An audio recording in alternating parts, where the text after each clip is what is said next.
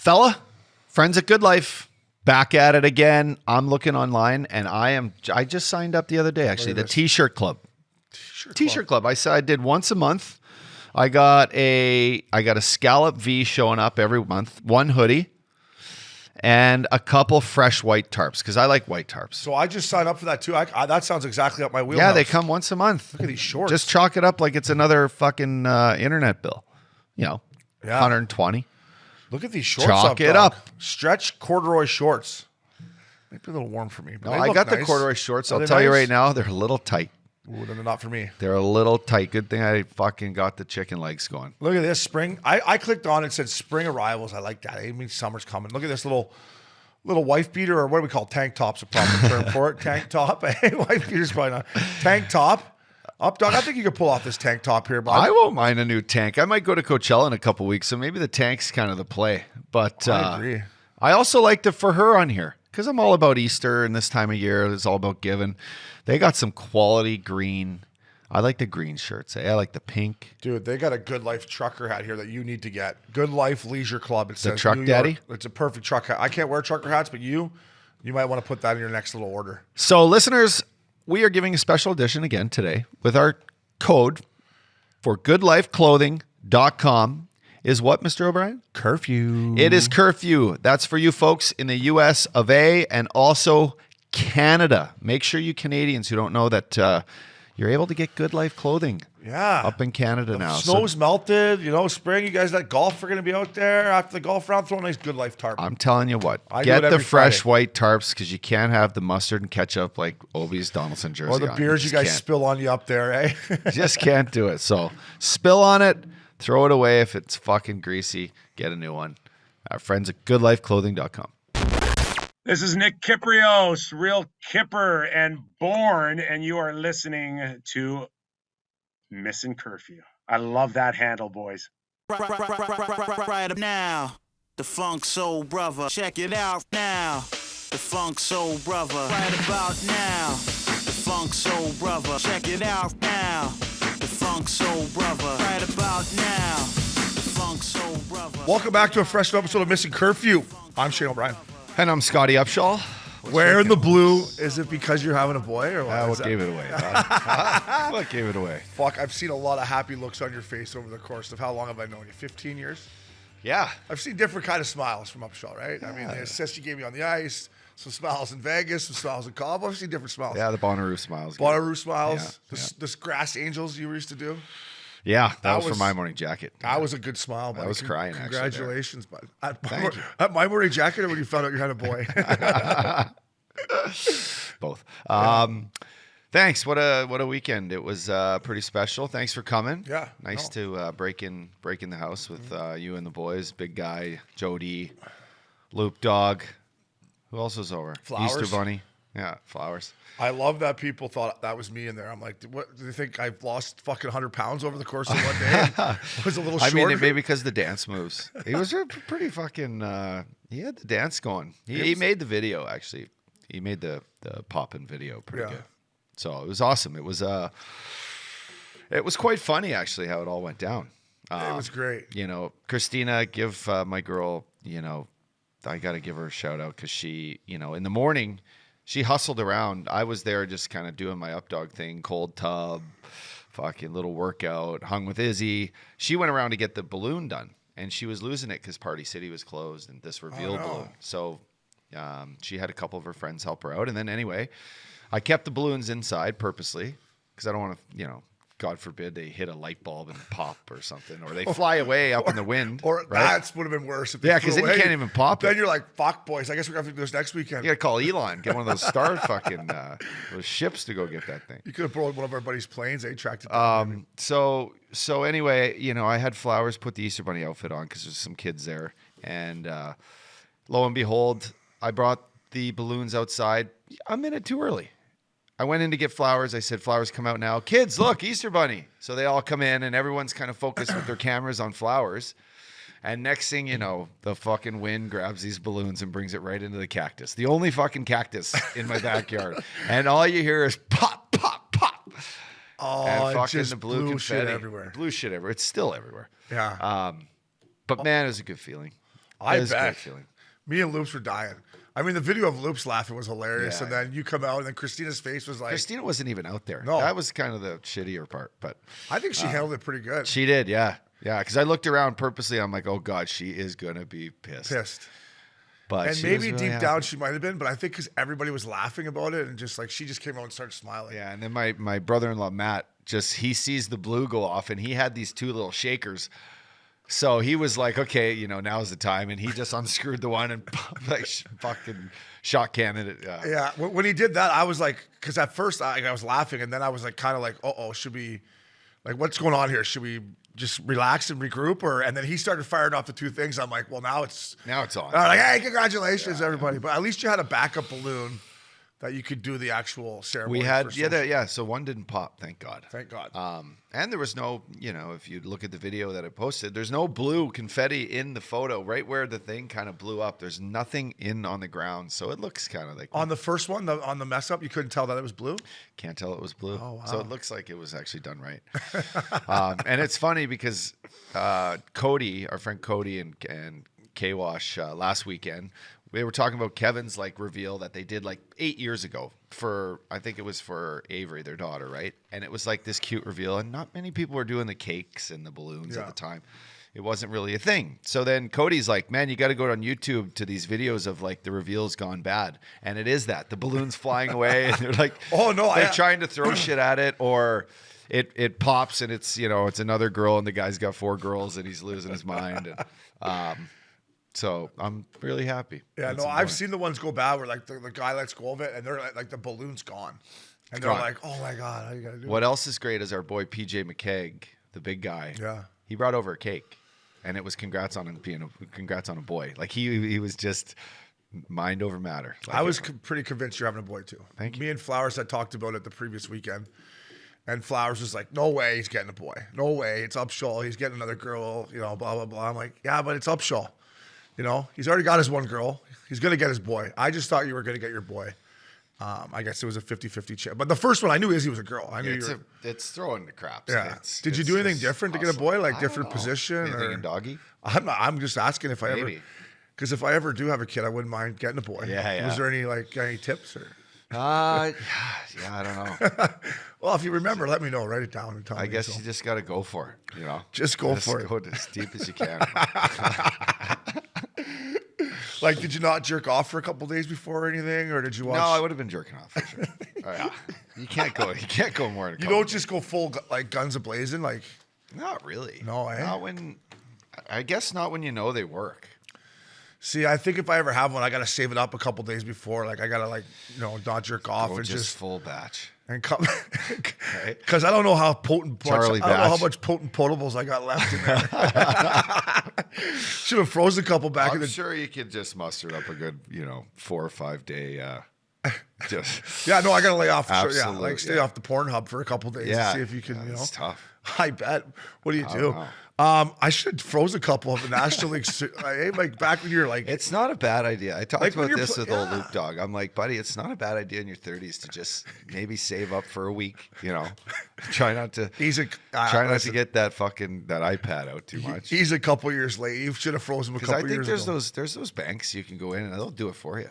I think they'll No, yeah. like I Euro trip style when I think they Stifler get bends in over there, the. yeah, they hack you right off. And they- Don't tell me that. I'll be in there every week. no, they do. Are you sure about that? I'm pretty sure. Where you 'cause- go in and the nurse puts the glove on? And, Yeah, they don't want you doing it. Oh wow. Yeah, I think they get in there. This is news to me. I'm texting Loops after the show. So, Updogg, congratulations. By the way, Christina looks beautiful. Like pregnant, Yeah. like nice glow to Yeah, her. the yellow dress is beautiful on her too. But some women I think she likes being pregnant. She kind of. embraces it, yeah. Yeah, I think women, I don't know, second time around, this experience, I think she's enjoying it. Yeah. I mean, we're going to Coachella this weekend, so she's going to be on her feet quite a bit. That'll be fun. Yeah, Izzy's going. Speaking of Coachella, there was a lot of girls in Coachella this weekend. The same girls at the same parties, though, posting the same pics. Oh, yeah? But I guess Just they the full probably competition, get eh? paid to do it, right? Like Revolve well, party. A lot of people at that shoot. Revolve party. Hashtag, that's a good just hashtag to follow all weekend at Coachella. For you guys out there, hashtag revolve. Yeah, yeah. I didn't really miss it, right? I was thinking about going. Me, Loops, and Mac were talking about, like you said, and then Loops, I guess, is going this weekend, so that's why he didn't want to go. But Yeah. I'm glad I didn't really miss it. Man, it's not a great lineup. No. I mean, it's a great festival, obviously, for a lot of reasons. But Arcade Fire is a surprise show again. I just got a text this morning, Friday at 6 p.m. at a very small tent. Wow, So you can that's count nice. on me going there. And then I'm probably not going to go like full Updogg. I'm gonna come in and hang out with Izzy and kind of, Yeah, I bet you go. I bet you go full Updogg at night though. No, I'm gonna take it easy because I mean the play is to probably take the girls back to the house unless Christina, No, I think you're going to take the girls back to the house, And then once the video, girls yeah. go down. Then. But I don't know what's weekend 2 all about. Is there still the same parties after like weekend 1 and all that stuff? I think like to my knowledge, the carnival. Did you see any videos of the carnival? Did they still do did that? see some neon Okay, carnivals. so there's neon carnival. I know that Zinyara, that Michael Scott's place where K-Wash had his birthday party. Yeah, there's a shaker there every night. That was like the Spotify had a party there. Yeah. Lawrence Longo and his burgers he had the truck there. Did he have his pizza place pop up Yes, there too? he did. Yeah. He has at Coachella, Prince Pizza? Prince Street Pizza. Yeah. Shout out to them. Great pie if you're in New York yeah. or LA. And there was a party Friday night, the Towel Party or something I saw. I mean, they were all the same parties. By the way, I had dinner last night at Craig's up in LA. What a spot. Me, Cody, Loops. You should have seen the talent walking in there. Oh, I Monday bet. night. I bet. Hollywood still has that. That's like the place pizzazz. if you want to like see the paparazzi and go in there and Yeah. bump into, I don't know. I think one time, I think Al Pacino was saw, there. I saw or something like. Who's that handsome fella that was shit. What's his Give me a movie. Give me a show. Give me something. surfer guy. Rob Lowe. Rob Lowe is in there. Oh, fuck. You should have said Youngblood. I know. Yeah, fuck. Right? Yeah, fuck. We looked. Youngblood. Jeez. Stud. Huh? Stud. Still looks good. What was the tough guy's name in there? Oh, You would know better. You're my movie king. what was his name? The tough guy. People listening are going to know for sure. Rasky or something? Rasky was his name. Remember the guy that we had to fight at the end of the movie? Dean Youngblood. How much ass was Rob Lowe getting back then? How much is he getting now? I bet. He's like Benjamin Button. Yeah. He's got one of those things you're sleeping in now, I bet. Like The chamber. Yeah, make you look younger. He looks younger than he did. I know. I'm telling you, there's procedures out there right now, protocols. Yeah. Get the old fucking HGH going. Have you seen he's in Super Troopers too? And he's like he's a guy that like a former hockey player that runs a strip club. Oh, yeah, in the he's second like, hey, one. you want to come from a drink and a tug? Hey, what about a drink and a tug here, bud? He's Canadian, yeah. That's great. Yeah, Coachella Weekend 2 Updogg. That'll be fun. You'll get some great pictures with Izzy. I mean, get some good pics out of all the stuff. That's the whole thing. It's Yeah. just more of an experience for her. Hopefully she remembers it one day. Thanks her dad for being half decently cool. She's buzzing now. It was fun hanging out with her the other day, Sunday. Yeah. It was fun. She loves, she loves was Obi. great. She loves Obi. Uncle Obi. Obi. Obi? I'm like, Izzy, where's your room? She's like, she's a cutie. So, Updogg, congratulations again on having your boy. I'm happy for you, fella. Shout out to Josh Allen. He did the Boston Marathon. They raised $14,000 for the 11 fund. Good on him. I saw his tarp before he posted something Friday night or sent us an email. Good on him, man. That's hard to do. Good shout out to our girl Shannon at DraftKings. She did it. She ran it. Good She for her. ran it. That's fucking nuts, by the What way. is it, boys? Binger, what is it? 26 miles? 26.2. Jesus. How long would that take you? I'd still be doing it. I think Shannon said she was trying to do under 4 hours. Let me ask you this. What, and this is going to be a quick Google. How far is a golf course? I mean, 5 mile walk. 7,200 yards, right? 5 Usually miles. average. 5 5 miles. So you can walk that in, I don't know, 2 hours if you're just playing, right? Hour and a half. Like if you're not hitting balls, Yeah. you could walk it quicker than that probably. Yeah. Quicker than that? Hour and If a we're half? not hitting, we're just walking it. Yeah. So anyway, how many golf courses are you walking to do a marathon? Well, you're gonna walk 5. 5 fucking 18-hole matches. Yeah. That's fucking nuts. Nuts. On cement too. Like you're not Rather on a nice walk it. golf course being like, Rather walk around the track, eh? I I can't like to- run, by the way, but it's No. a great feat, and thank you Yeah. for our boy Alan for doing this, for the 11 fund, and the Boston Marathon for one is just such a great tradition, and the people from all over the world come to do it. But like, holy fuck, I can't run 2 miles without telling myself this is a waste of time. Yeah. No, running sucks. It hurts. It hurts. I used It's to struggle on your mind. When COVID hit, I would run the ocean every day, and like my knees were bent up. It was. You know what I didn't mind doing when I was training was actually like running stairs.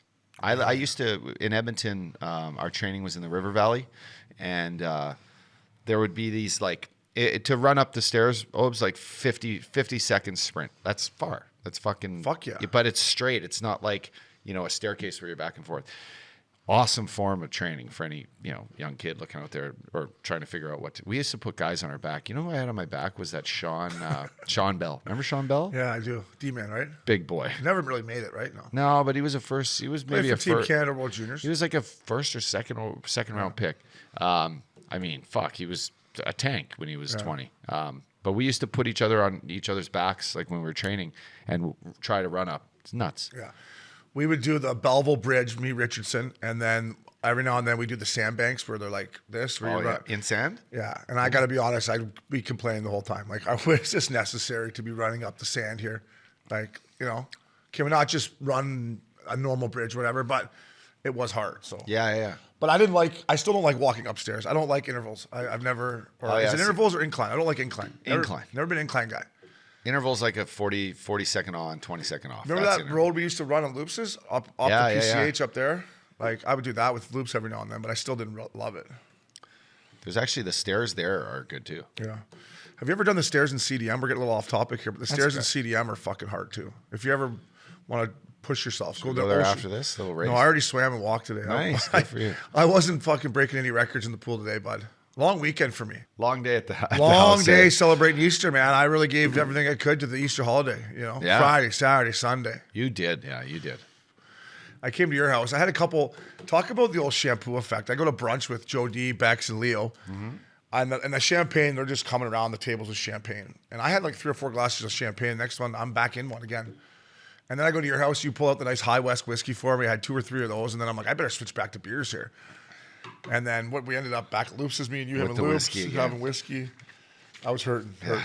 So, I will not run the stairs doing CDM. But speaking of CDM baseball, shout out to Max and Dylan Lane. I went up there to watch them with TD and Danny Lane, their dad. First of all, this ballpark is fucking National League upshall. The grass looks like Yankee Stadium. Is this the one? Sorry, just up above your house. It's right by where Joe D lives, right by CDM High School. Oh yeah.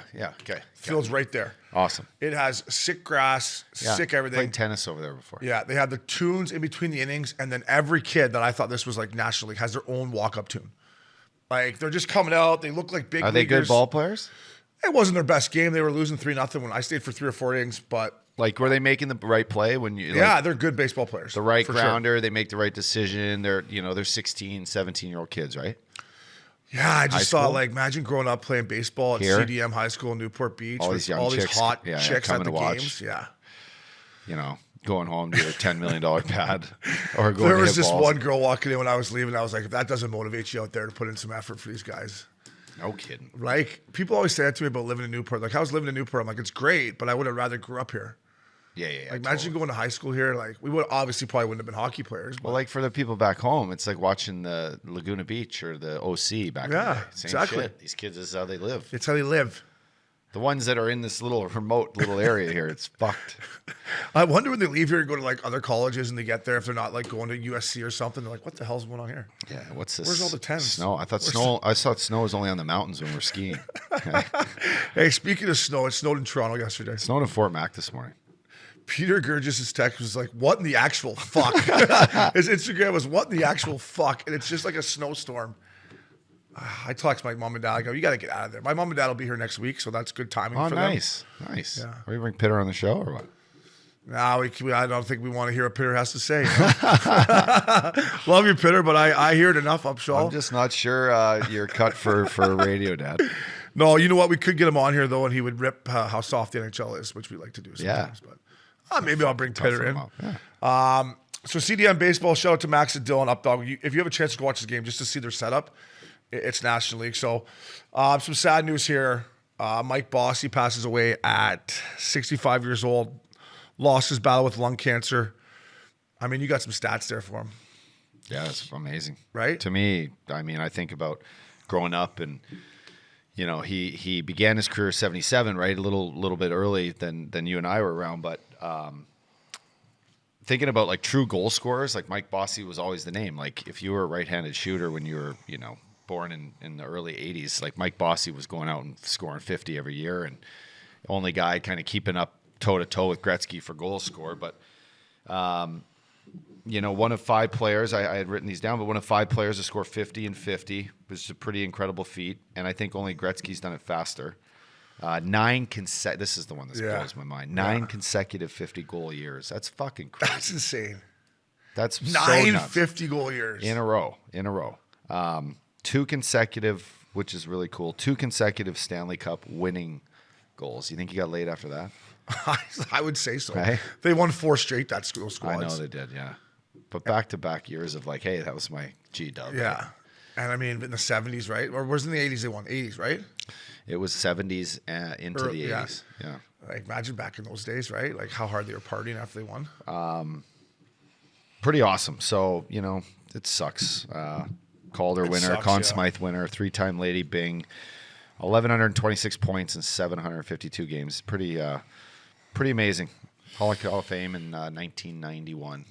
Yeah, and then I think there was a stat of what goals per game or something I saw. Like when I saw the 90, 50 goals, that blew my mind. And then he has the highest per goal in the regular season. In the regular season, right? It's the I just had it up. He's the all-time leader in average goals scored per regular season game. That's what I meant. Pretty awesome. That's pretty sick. I heard Messier talking about him because obviously Mess played against him when he was with the Oilers and just said like if you gave him a little bit of room to like he needed a little bit of space and boom, was in the net.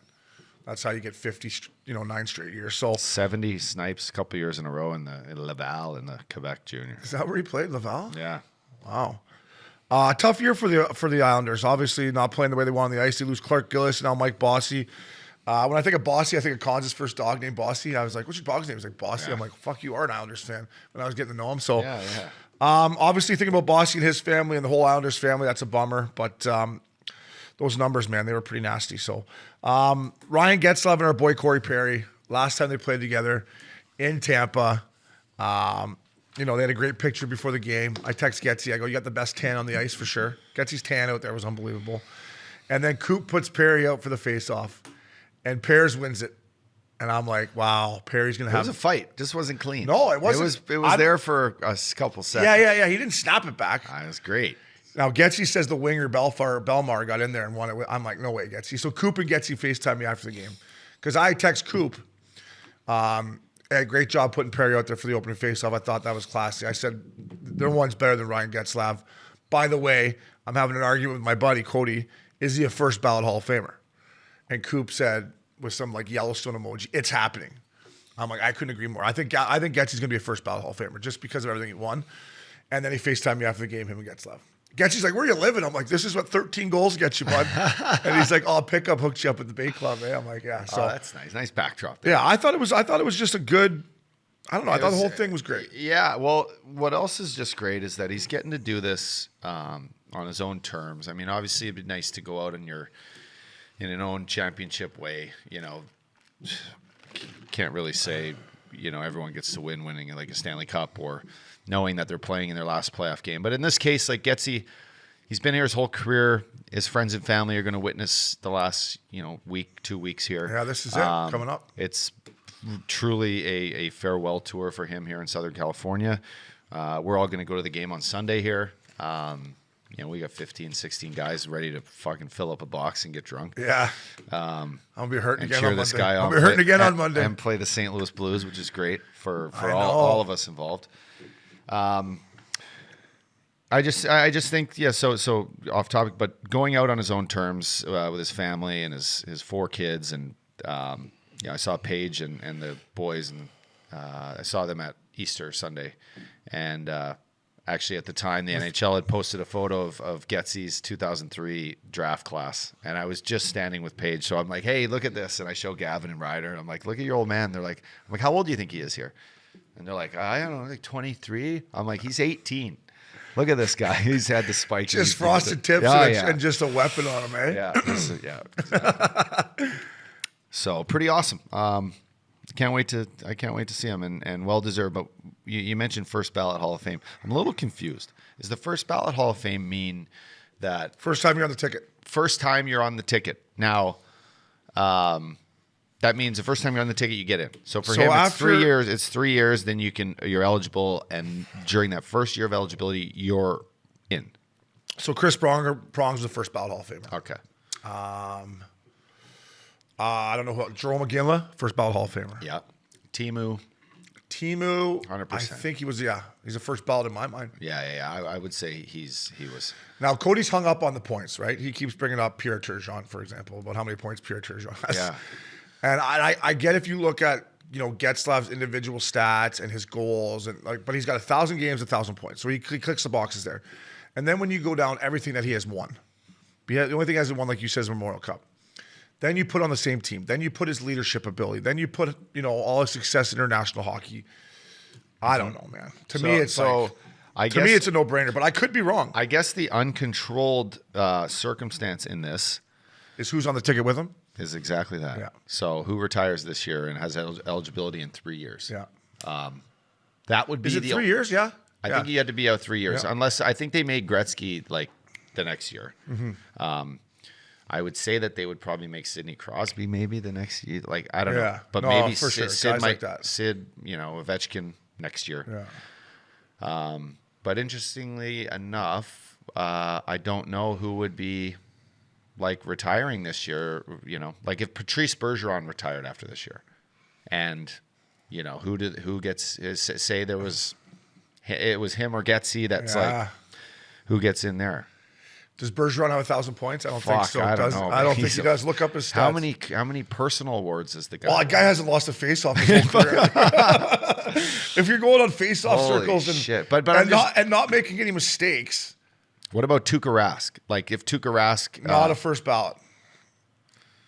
Okay, hold on. I want to look up because that Bergeron's like the perfect example. By the way, is Luongo in yet? Bobby Lou is not in the Hall of Fame yet. Okay, here we go on Bergeron, fella.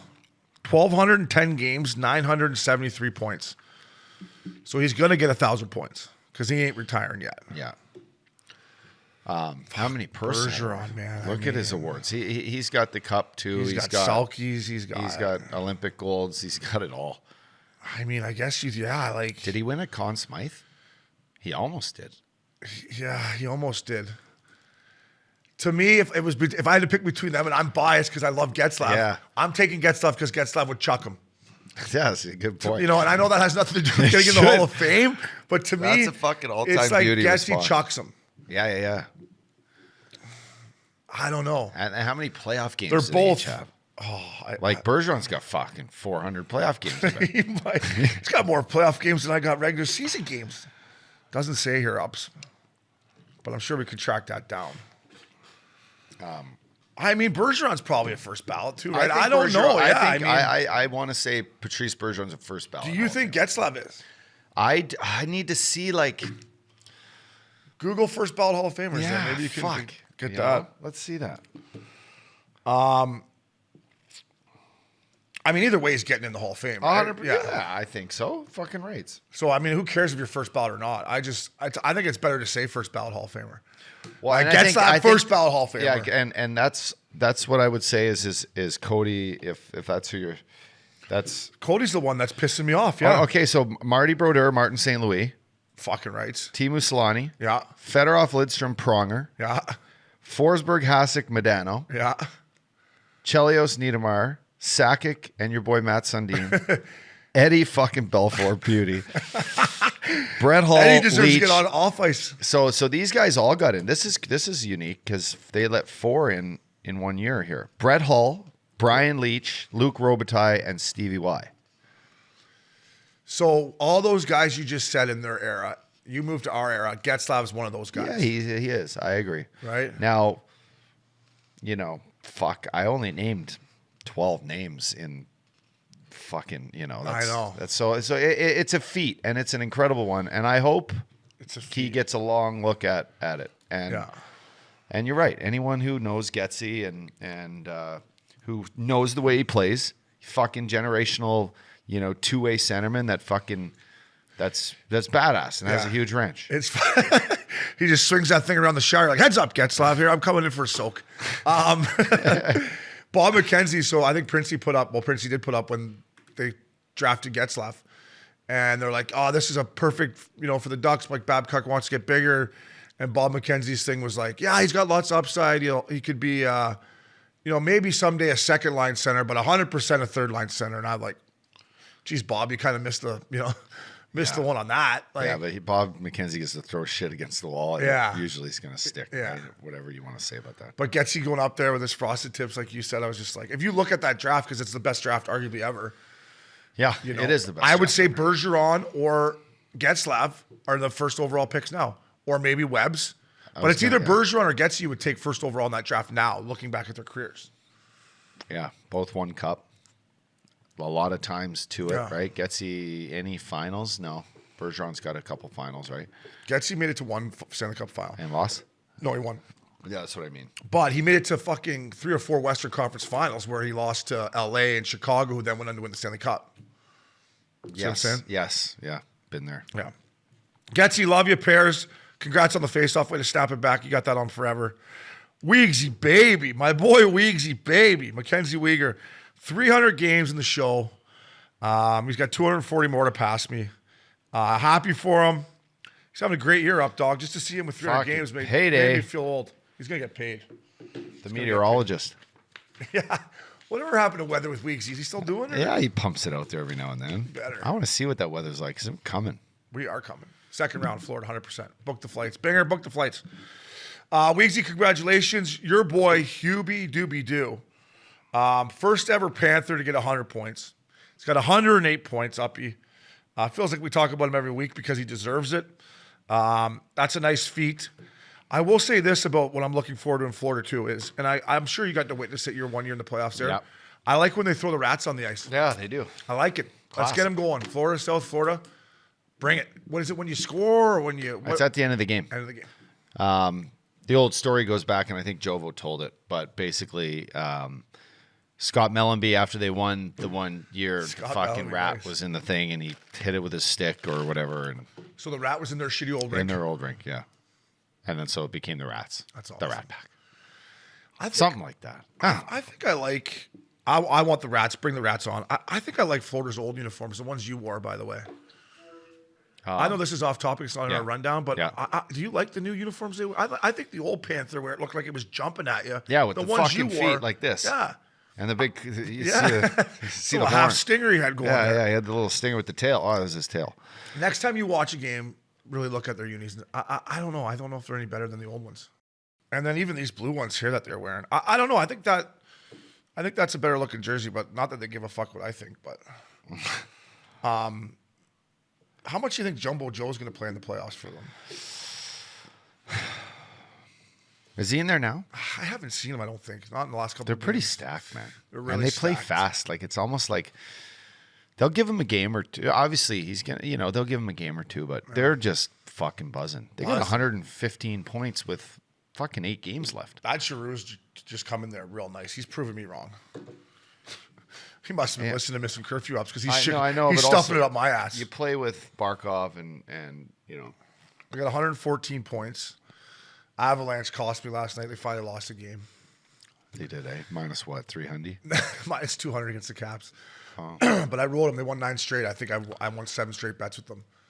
And I was like, they won 9 straight. When do you, I'm like, they'll win 10 straight, probably lose their 11th. And they lost 3-2 last night. And then I took Vegas last night, and they lost to New Jersey 3-2. What is going on? They don't deserve to get in if they lose that game. They don't, no. They really don't, so. And on paper, I mean, come on. Well, it's like you got your wish. I listened to their coach talk yesterday, and it's like he doesn't even know what to say. He's like, on paper, these guys should be able to play with one another. Like I should be able to put any of them with any of them. and there's another spill. That was the biggest spill in Missin Curfew history, and there's been a lot of spills. Florida Panthers. Thanks, Benner. But you're right about Vegas. We're gonna get to Vegas. Keep that thought up, dog, because we're gonna get to Vegas. Carey Price made his return to Montreal. They lost 3-0. It's good to see him back. Great to see him back. I wasn't really sure why he was going to play. Now, You have a pretty good idea why, I think I want your opinion from a guy who played in this tournament. Yeah. Do you think he's coming back to play in the Worlds, right? To salvage his year and to show other teams maybe. Look at this, the old fucking Zamboni, the old Zamboni rag Yeah, here. big guy used to keep those right by his bed, eh? Just throw it at the girl. Here you go. There you go. Use that. Use that. There you go, babe. You want what do you want? A Gatorade or something to drink or what? And you're just laying there. Oh, Oh yeah. I think I don't know. If I was him, I wasn't thinking he was going to play, but maybe go play in the Worlds. Right? It's in Helsinki. it's in Helsinki. That's Good stinky. city. Is it? Yeah, my boy over there. Actually, it's good to go there in the spring, I bet. Great city. I've Helsinki's been a in great Stockholm city. in the spring. It's beautiful. I'm sure the girls aren't quite like there in Stockholm, but Helsinki's fun. I went in every weekend during the season there. You did, right? Yeah, thank God. That's the only thing that kept me sane, and I still almost lost my mind over there. I think the Montreal Canadiens might have something to say about him going over there, depending on just how,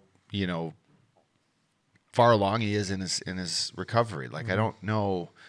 Is this something to do for his, personal thing, his confidence, just to know he can put a little pressure on his knee, on his knee and test it and be in game situations again for him, just to know that he can go into the summer and not think about it. Like, yes, it's ready. I think that's probably what it is, right? Play a few Going finals, to the play the Worlds, Yeah. take a month off, start your training again. I think Yeah. it breaks up like the whole lack of not playing the whole season and having to start Yeah. your training again. And I think he's probably going to go. I did catch his interview after his game, or maybe it was before, it doesn't matter. He talked about losing in the Stanley Cup Finals. And I've had this conversation with guys that have lost, and me and you talked about it, like, how long does it take getting over that? As a goalie, too. And he was like, I'm still not over it. Like, it feels like that was my chance and it's a missed opportunity, and who knows if I'll ever get back there. So you could tell him that was weighing on him too, which I totally get. Like, I always thought, like, losing in the finals, like, I couldn't imagine it. Thank God he didn't go to Seattle, Right? because he'd never get there. I know. They're 10 years away. Unless Ronnie Francis has something up his sleeve. I don't but think so. I don't know. He's in one. Good though. luck. World Championships, like I said, you went over there. Your boy Brento got an award from Stevie Eiserman. Yeah, he did. Shane Doan and Rick Nash have been named the GMs. Rick Nash is a great guy. He's come on Cooley's show a lot with me. He's a great dude. Claude Julien and DJ Smith will be the coaches. Obviously, roster not announced, but Doner's back in there again. Yeah. He was there in the Olympics. No, Doner's he's going to be a GM of an NHL team. Is that what he wants to do? and he's doing stuff with the Coyotes still. Yeah. He's the head of hockey ops, and I think he might be vice president or something. I think. Yeah. Might want to double check that, but I had him over as he was an assistant to the GM when I was in the Spengler Cup as well. Yeah. I played with him over at the World Championships. Me, him, and Matthew Lombardi got to go over and play when we were all three of us were with the Coyotes. You'd think a Donor, like he's always wore the Canadian jersey well. So does Rick Nash. Two guys who played a lot of games for their country. Two Hall of Fame players, hockey Hall of Fame players, in my opinion. So. I think it's great. And then you said Julien and Claude DJ Julien Smith. and DJ Smith. Is Julien with Ottawa right now? No. Claude Julien got fired by Montreal. last And year. that is still And open hasn't- market. Yeah, and coached the Olympic team, but Yeah. I think did he have something wrong with his ticker or something over there? He was either hurt or sick. something before he happened to went him, over. yeah. Yeah. I think Shane Doan will be a good GM too. Yeah. I've got to know him a little bit since I retired too, and you have great things to say about him. So that tournament's long though, eh? They're Yeah. over there for like 3 weeks, right? How's Canada's team going to be? A lot of young kids. A lot of young kids. Is Would it like World Championships back in the day? It's awesome. Yeah. It's a great tournament. You just go And over there Team and get- Canada does things that not many of the other teams do. Yeah. They get the nice hotel. They bring a chef. You'd love, they're just. But it food was a and- party back in the day, right? It still is. Yeah, I And got then to when go the over there quarter with heater. when the quarterfinals started, like, all right, boys, let's bring her here. But up till then, we had a great time. from what I've heard, it's a time. Well, if heater was there, I know what was going on. A lot of Red Bulls, afternoon beers. A lot of cold plunges. Updogg Winter Classic, Penguins, Bruins at Fenway Park. First thing I saw of was DraftKings, baby. DraftKings. Everywhere. I love Fenway Park, so I'm down for this. I think they should maybe go to places how they haven't gone yet, but you can't go wrong with with Fenway. No, and having Jim Abbott here last weekend talking about the old school barns like Wrigley, Fenway, to him, like they're still iconic. So I think these are better than the football stadiums to me. I do. I think fucking, Nashville Stadium Series, great job, but like it's so fucking big. Like we've been to a Pearl Jam show at Fenway, and it still has an intimate feel. That was sick. That the Green Monster makes it, gives it some depth. Old school boxes. Yeah, be fucking chilly sitting on those seats. So, Boston's chilly too. Boston's real chilly. But Fenway's, I mean, when they had the first one there where Thornton fought Carcillo, it was a great setting. I'm sure Boston will wear the green jerseys. Yeah. But that Pearl Jam Boston at Epic. Fenway was epic. So, speaking of something that's not epic, Updogg, Jets and Kraken game get canceled last week because it snowed fucking Winnipeg. Eh? Thank God there's Earls in Winnipeg, right? Chili chicken. Chili chicky, because anyways, they got to do a makeup game May 1st before the playoffs. If I'm both GMs, I'm like, listen, do we really give a flying fuck about this game? We're not playing it. We forfeit. Totally. Right? You can have it. Have the 2 points. I don't care. Yeah. We're not playing. Like, if I was a captain of the Winnipeg Jets, who's Blake Wheeler, I'm going into Dave Lowry and being like, Dave, I don't know how you're going to do it. My ticket's already booked. We ain't playing. Yeah. Season's over. It's been a long year. What if It's you had May 20? 1st. What if you had like 29 goals and Great point. love of the game, And you had like a bonus, like $1 million bonus if you got 30. or you had that one girl that you didn't get to see on the road, and that's where she was, and you're like, Well, your season's over. You can fly her into wherever you're playing. that's true. I'm just thinking out loud. No, here that's for the young. That's lads. not a bad plan, but I would say, good point by you, and it is a good point. But I would say, if you want to see her that bad, say, hey, we're going to Cabo Tuesday. I got you. Totally. Got you WestJet flight there, 17B. I'm not playing that game, Updogg, unless I'm the guy with 29 goals, and that's maybe point for you. I just thought it's been such a long year. NBA playoffs have started. These guys are still playing. Like, I am so sick of regular season hockey. Yeah, it's done. I can't imagine these teams, Ottawa, Detroit, Montreal, Seattle, Chicago, Arizona, like They done. they're like uncle. Yeah. So I just felt bad for these two teams that they're gonna have to make this game up. Hopefully, they'll get to figure it out. Speaking of a team uppy that's absolutely fucking right now, is my Colorado Avalanche. They beat the Kings the other one night 9-3 without Kadri and Landeskog. Just for me, this is what blew my mind, Uppy, and it ties into your old squad too, the Florida Panthers. The Avalanche have had 8 games where they've scored 7 or more goals. Like, think about that. That's crazy. It's crazy. 56 snipes. It is absolutely crazy to me. Makar just broke the record for 84 points as a defenseman. 83 points in a single season, surpassing, I don't even know who this is. Do you remember Steve Duchesne? No. No, 92, 93 Quebec Nordiques. I'm like, I've never even heard of this fucking Steve guy. Duchesne. Didn't he wear the big welding visor? Pull him up. Steve Duchesne. Steve Or that's Duchesne. Vincent Domfus. I got some more stats here while you pull that up. So, yeah, Makar. I mean, I'm going to talk about Nathan McKinnon right now. I think watching hockey at this particular moment, and this has nothing to do with Hubie, McDavid, all these guys that are leading the league in scoring because they've done it consistently over the year. But I think Nathan McKinnon right now is the best player on the planet. Right this moment. Like what he's doing. This is a guy you want on your squad. This is a guy you want on your squad. Sorry, Steve, I take it back, buddy. Look at this guy. Fuck, look at that guy. That is a guy that fucking was those teeth are gone. I don't know where the fuck they are. That was a guy that was dropping his luggage right when he got to the hotel. Huh? Oh, yeah. Good mullet on him. Pretty solid. Oh, yeah. I like the other pick better. Anyways, I think Nate McKinnon right now, for me, when I watch, he looks explosive. He looks, look out.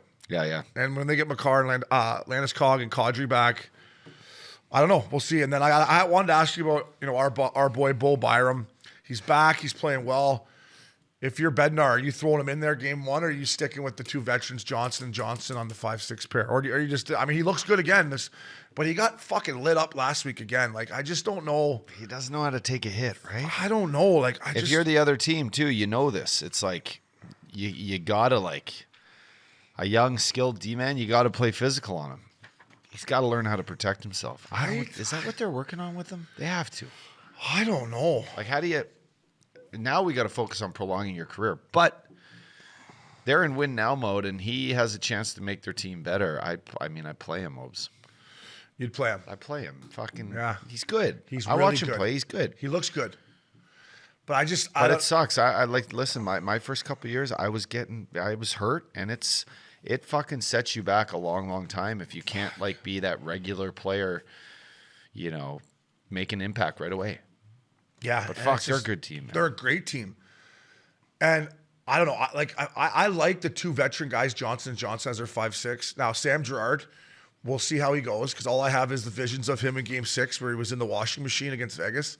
Like, it was Oh, tough yeah. to watch. I know. So maybe you keep Byram in the back, and if Girard struggles a bit with the physicality of the playoffs, then you throw Byram for him. But time will tell. Kiefer and Rycroft, those guys are beauties, by the way. Every time I watch it, I'm like, these guys are just, they don't give They a have fuck. so much fun. They have so much fun. I agree. We're going to Denver, too, if they go on a nice run. Yeah. Easy flight for the boys. Yeah. So this is, fucking right. Updogg, a little transition into a little warm-up chatter. First of all, shout out to the Flames. Their whole squad going no bucket out there the other night, pretty much. The whole squad. Whole squad. Luch, Looking good, Kachuk, Goudreau, Hannafin, Toffoli, the Big Z, the Russian. They all were going no bucket. That's why they're in first place. I saw this kid the other day, though. He reminded me of Updogg. He stepped on a puck in warm-up, and down he went. First of all, I don't embarrass too easily, but the times I did step on a puck, it's fucking embarrassing. There's no way around it. No, you got to laugh it off, but also, like, don't do it. You just feel like You can't do it. You It's- feel like a schlep rock, like Yeah. right. The boys are laughing, the fans are laughing. And you're like, oh, I hope the other team didn't see me. And then not only that, when you come in, you got to put money on the board because it's not nationally. No, the fall warm-up. 500. 500. 500 fall down. Oh man, falling down's the worst. Updog. Did you ever fall? I gotta imagine you had a couple falls in warm up. Yeah, I did. I did once right in front of Kirk Muller in St. Louis, Kirky. coming around the thing. I actually didn't step on anything. I don't think I just blew a wheel, and I went and I think I took out Jake Allen right in front of the bench, who was our starting goalie at the time. Like he was stretching, and I just side clipped his legs. Like just fuck. Whoops. What do you do? You put Laugh money it on the off. board. Uppyisms. But it is embarrassing. Best part about warm up the NHL, Princey's asking, it's going no bucket and looking at chicks in the Yeah, crowd. and it's I the mean, tunes. Fuck, yeah, everything. Flipping pucks over with How your we doing? digis Saturday on. night. Yeah, Hey, how are you? How are you? We got a table here. Meet us after. It's the best part. Warm up is the best part of the NHL. Besides after the game, maybe. Yeah, It's not the whole playing is like the Plane hard rides are part. great. Playing is the hard part. Yeah, good hotels, Great flights, hotels. flights, Free booze. paychecks, free booze, hot stewies, Hot stew. Hot stewies. overtime game winners. No, there's no better feeling than winning a game in the National League. I will say that. Yeah. With a day off the next day. No, it's the best. You talk about what do you say I get when I get out of the pool? What does it help with? My The negative ions. yeah. Talk about it's like talk about it's very ions. grounding. Talk about ions after a Saturday night win in Van City when you got Sunday off, and you text Gurgis, "Is my table ready?" That's more. I think the word you're looking for is a natural aphrodisiac. That's exactly what I'm looking for. Yeah, like the oysters. Yeah. Oh yeah, I had a little Full-fledged. Updogg half chub coming out of the GM place back in the day, 100%. So, Uppy, I also saw a video of the boys playing two touch. I miss playing two touch, bro. Yeah, that's a good thing about hockey too. You know, it's just fun. You chatter, you joke around. You get to wrestle with the boys a little bit. It's Yeah, a great way to warm up. Yeah, for the soccer. By the way, we're talking about soccer. Yeah, game, sorry, two soccer. touch. A guy stand in a circle. You fucking try to grenade a couple guys, get them out. Game. Yeah, especially the Swedes. I think they're good at it. You drill them. drill them The Rushkies, you get him. The blat. until the cheerleaders walk by and you go, hey, Hey, time. Hornquist, Patrick Hornquist was the best guy ever to get. He gets so mad in Nashville. Really? Oh, he get mad. And he was good, right? And you pick on him. Yeah. But I was just a bully in that game. Like I wasn't that talented, obviously, with the two-touch ability. Like the Europeans, the guys that were really good. Yep. So I would just go full sewer ball. Right at him. Fuck yeah.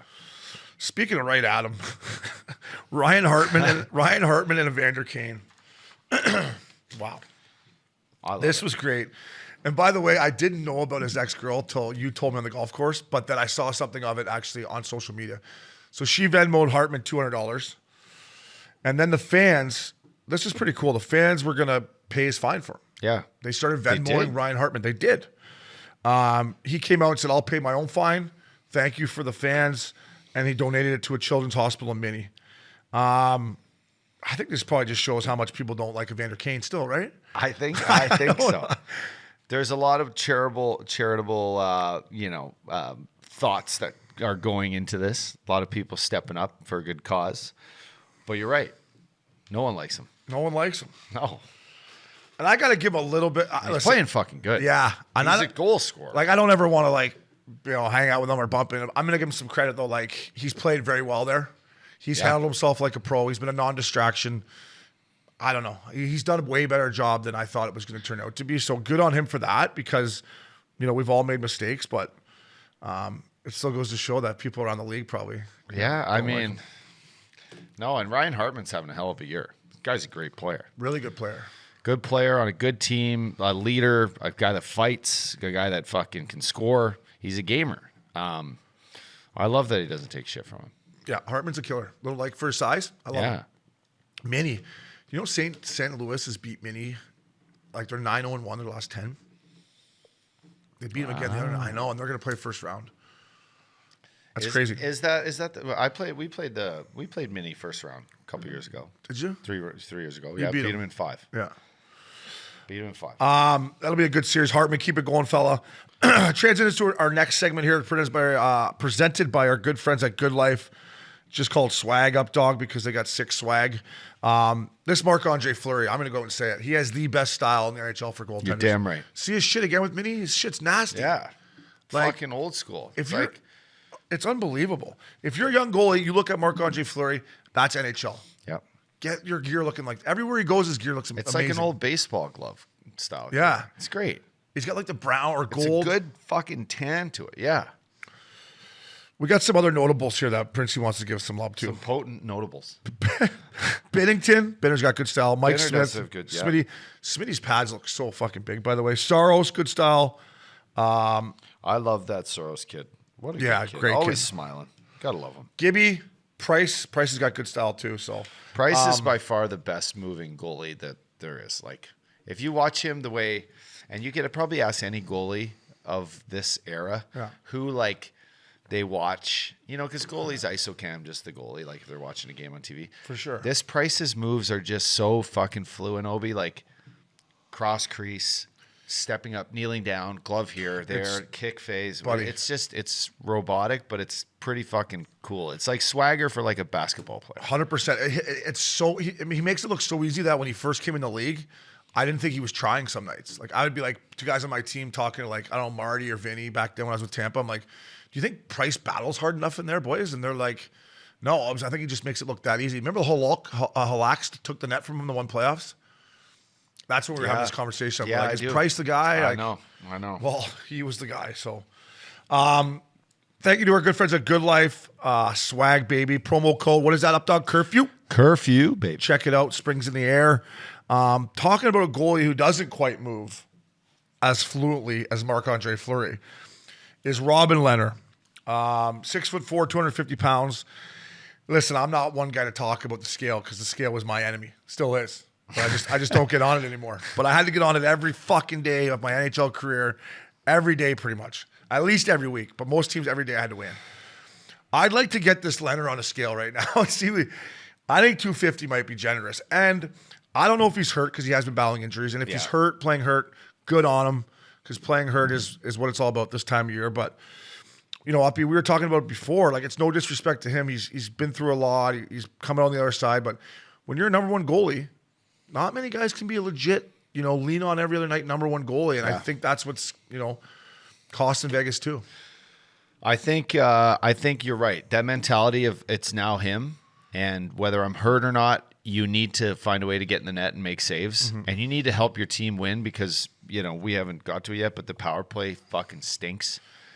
And if you can't save, it's not like, okay, we got a PP late. It's not like, hey, we got a PP early in the game. We're going to be up 1-0 or hell, we're down 1-0, midway through the third, which I was watching a couple days ago.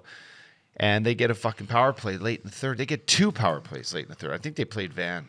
And they couldn't fucking shoot the puck. They couldn't even get a shot on net. I'm like, man. I know. It's the fucking NHL. I know. It's not like their power play's mediocre. It's fucking horseshit. Like, it's 1 for their last 26. So fire the fucking coach who's in charge what? of Listen, that, you know what? I think I was listening to Gary Lawless talk last night. Lawless in Order, his little intermission thing he does. He's good. Ryan Craig, I think, runs their power play. I played with Craig in I know, Tampa. he wasn't a power play guy. I mean, I think he stood in front of the net on the power play. Yeah. And everything. And I'm not fucking chirping Krager. No, but I'm like, chirping Krager. something needs to I'm happen. chirping Krager. And It's Ryan been like Craig, this for 2 Ryan years. Craig is one of the nicest, hardest working, absolutely jack guys I've ever played with. But come on, man. Like, and I'm not saying fire him or whatever, but bring somebody in to help him, or because Uppy, like you said, it's not like they're just not top 5 in the league. They're bottom down where the toilet bowl is. They're stinking. They're stinking. 1 for 26. Plunger that shit. Sure. I'm putting Robert Leonard on my milk carton too. Yeah, you know what? It needs to go to the milk carton. You I'm put the putting whole face of everybody on there. The whole squad. The whole squad. I don't gotta put Ikes on, do I? I don't want to put Ikes on. No, but you would think that Ikes would have been able to get these guys moving and going. And Stone back in the lineup for the last 3 games, and they still haven't really found their. I know it's too Maybe bad. they just want. They yeah. need some summertime. They have played a lot of hockey. It's too bad Stone couldn't have came back like 2 weeks ago. Well, But I'll tell you what. tell me something. Their salary cap goes fucking on the fucking milk carton. He's putting the Vegas salary cap, the $100 million salary cap, on the Fucking milk golden carton. milk. There's a lot of money in that fucking milk carton. They got 5 games left up, and they got to run the table, and they need help. They ain't getting in. It's over. That loss to Jerseys, it's over. So they need LA to lose all the games. They need to lose out. They need to win out, and basically LA to shit the bed. They're 3 points behind LA. And listen, like Vancouver's going to run out of real estate too, but Vancouver's now 1 point behind Vegas and 4 points behind LA with a game in hand on both.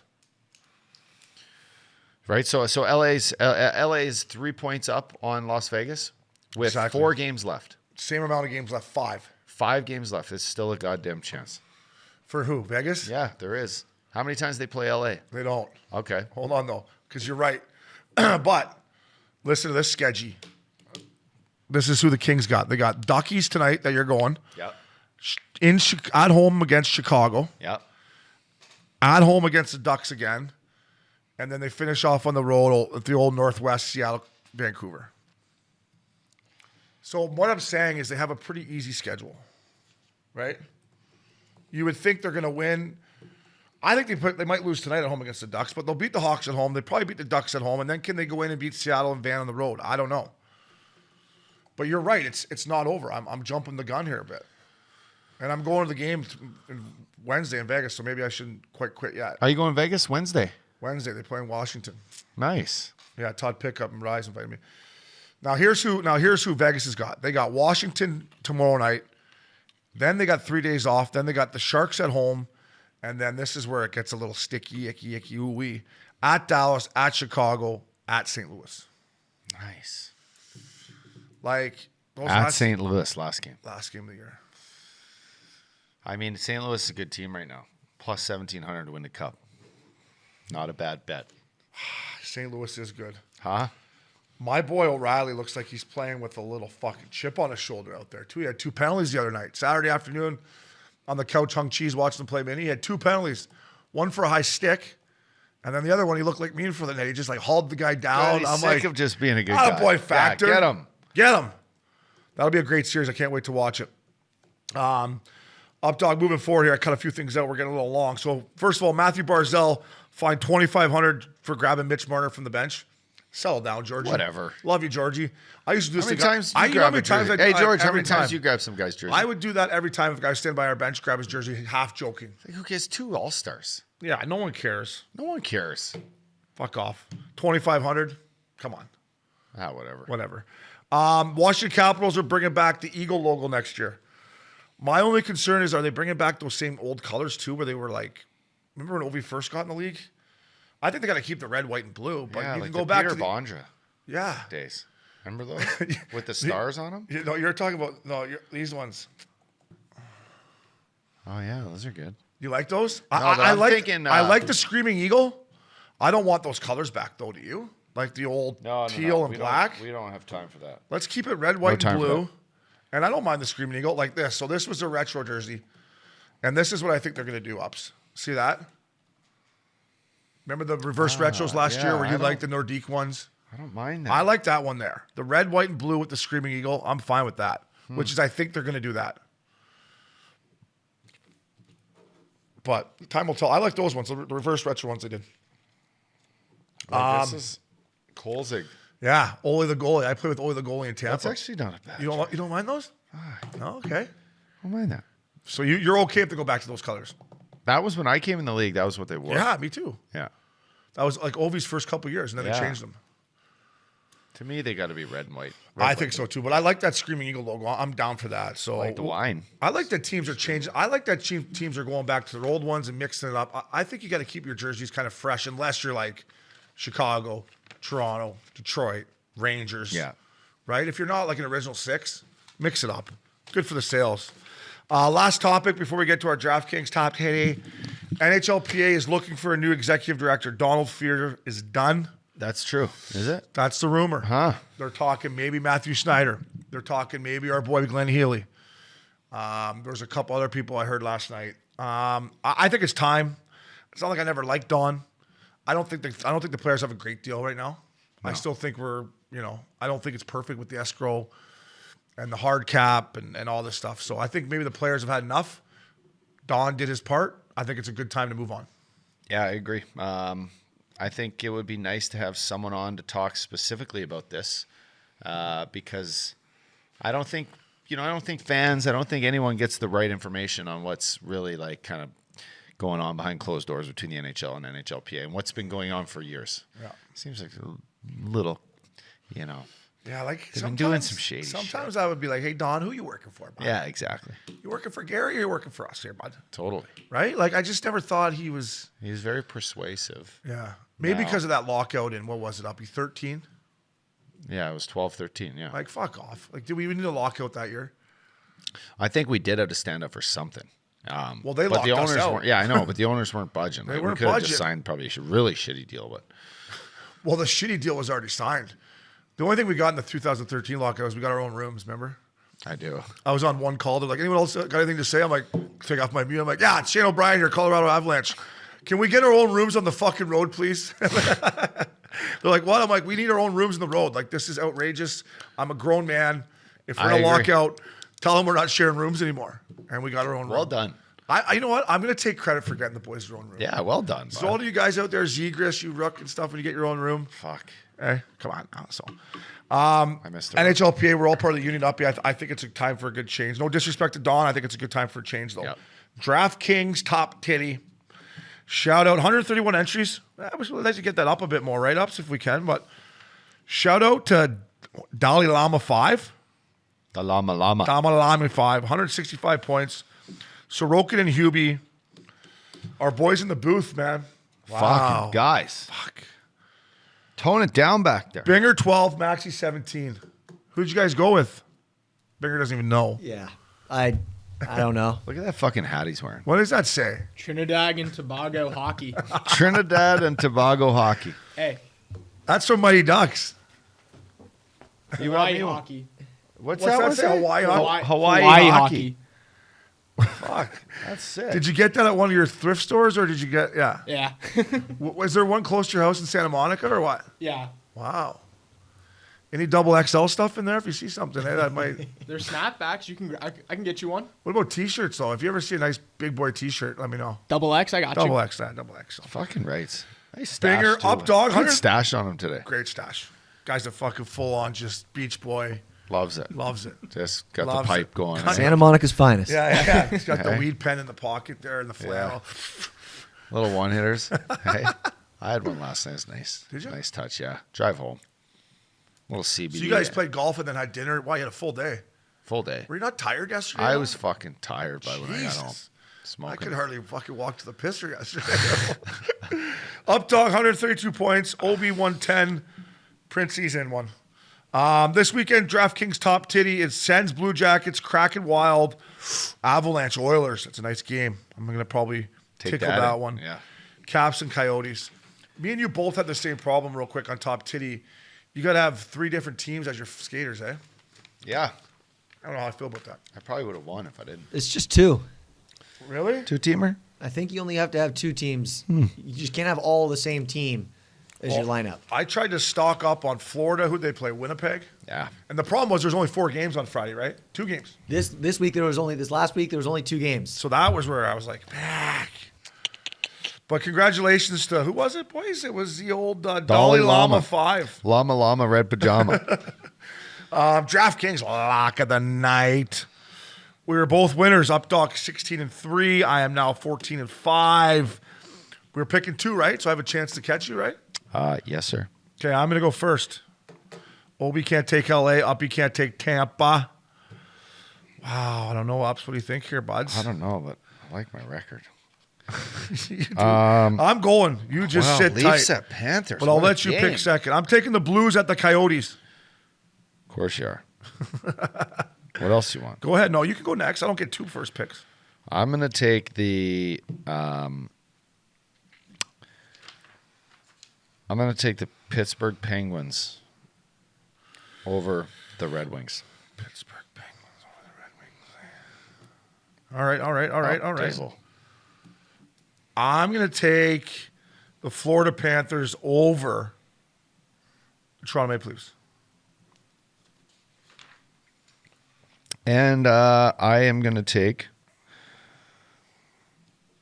Did you take Calgary Flames? No, I got took the Flames. I took the Blues and I took the Panthers. I got Flames Penguins. Let's go, baby. Saturday night lock of the week. Lock of the week. Updogg, always a blast doing the rundown with you, fella. We got Nick Kypreos, Stanley Cup champ, media guru now. Kipper coming at you Good next. guy. Lip boomers. Oh, Lippies. Updogg. I know the promo code for this one, baby, because I am on the website. I just put in a massive lip boomer order. The Canadips from Humboldt County, California, with their new collection, the Humboldt collection. The new collection. I don't want to beat down on the old collection because I love the old collection too. But this new collection, the double G4, the Skittles, the clean peach. The double G4. Is this why I feel a little tingly? Oh yeah, tingly fella. Right I down love into them. the nutsack. I just made a nice little order. But you know what? I pump in Curfew Cali, booyah, discount, shipped right to my house. Didn't take a while. The new Lip tins, the new tins are amazing. You put that little chew thing when it gets a little too sticky. Icky, You icky. fire it right in the top. I'm going to sauce this right over to my partner here, Shane O'Brien. Look at it on the tape. Look at that. Do I have it in here? Let me see. Oh, Lip Boomers, baby. Our friends at CanadipsCBD.com. Log in now. Curfew code is Curfew Cali, baby. Curfew Cali. Updogg, Manscaped, baby. Together, we save balls, fella. They sure do. Got my T-shirt on. It's a nice tee. Supporting the cause. I love the purple. And April, man. April's Testicular Cancer Month.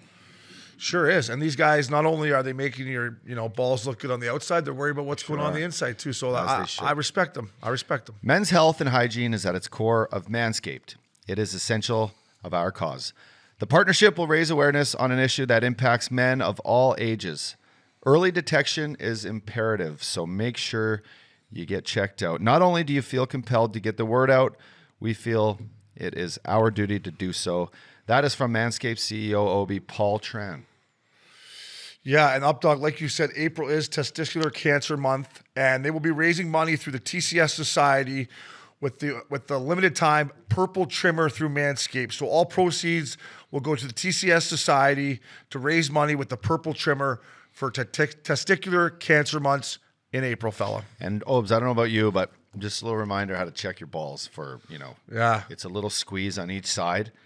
Do it like once a month. I know you like to squeeze it maybe I a had little more than that. I had a scare in my early in my career. Like I was down there feeling around or something, and it was like, I'm like, what's going on? So I went in, and it's just like, it wasn't it. But point being, yeah, Check them out. Check them the out. balls. Give the balls a little squeeze. Get in there, They have like it that looked too at. sometimes. So good for Manscaped. Together we save balls, Updogg. Good for them.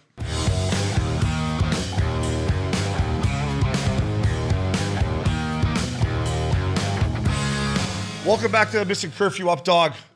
We got a legend on and off the ice. This is actually a guy that, when I was playing the NHL and seeing what he did after his career and getting into media and working for Hockey Night in Canada was always, a guy I looked up to off the ice for sure. So, 94 Stanley Cup champion, Nick Kypreos. Kipper, thanks for joining Missing Curfew. What's happening? Obi, Updogg, great being on your show, man. You guys look and sound great. It's nice. And thanks for the kind words. I often get accused being the dinosaur up here, and every once in a while mentioning old school hockey can rub people the wrong way in 2022. So I know I don't have to keep it to a minimum on this show.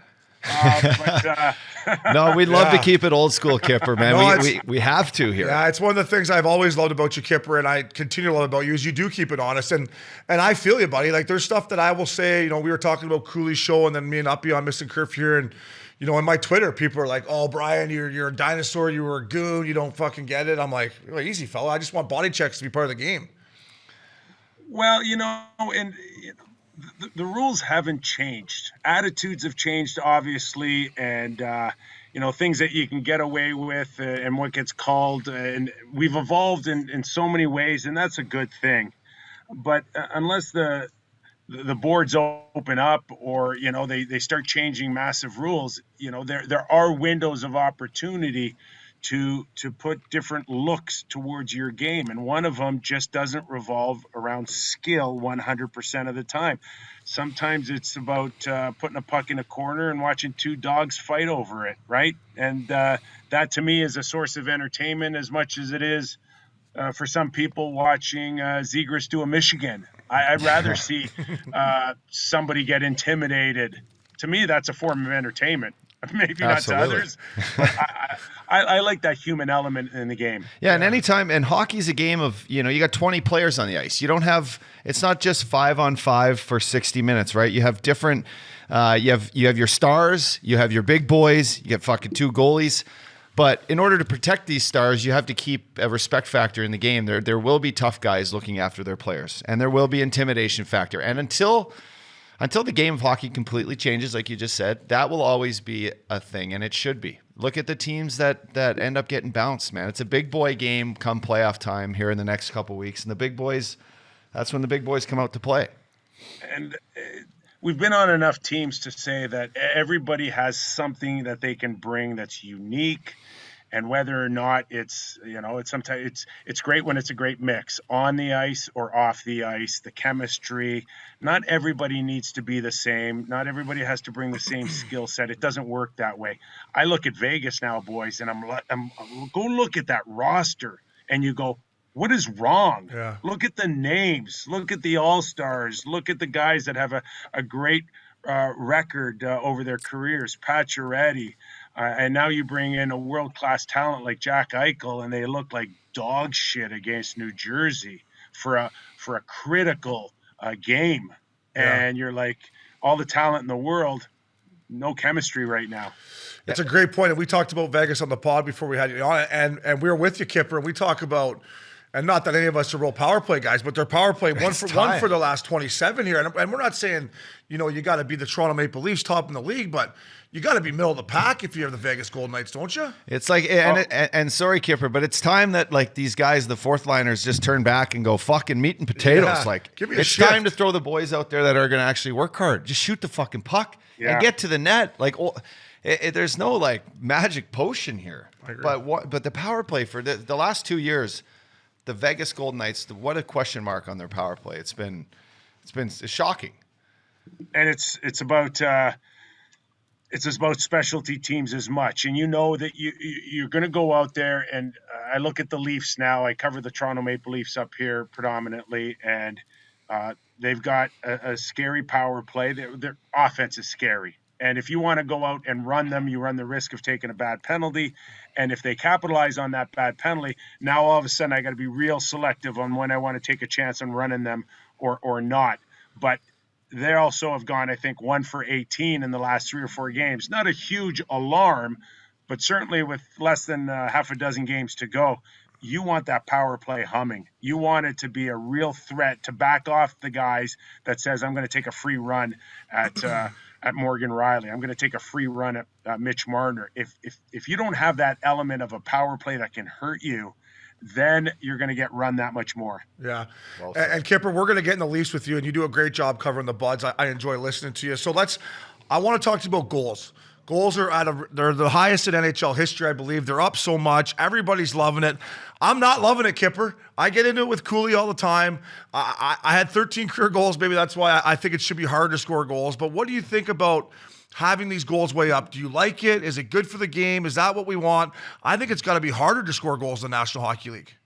Yeah, well, listen, Obi, look at what has happened since of the 2004 work stoppage, the lockout. Okay, and what they needed or what they wanted was just every new rule, whether it was the clutching or the grabbing, or the goalies handling the puck in the trapezoid, or removing the red line, and now picking your face-offs off of an icing, no changes on icing, flipping the puck over the glass. All of this is catered for the scorers of the world. And we look at Austin Matthews as the first guy to score 60 goals, or at least coming close to it.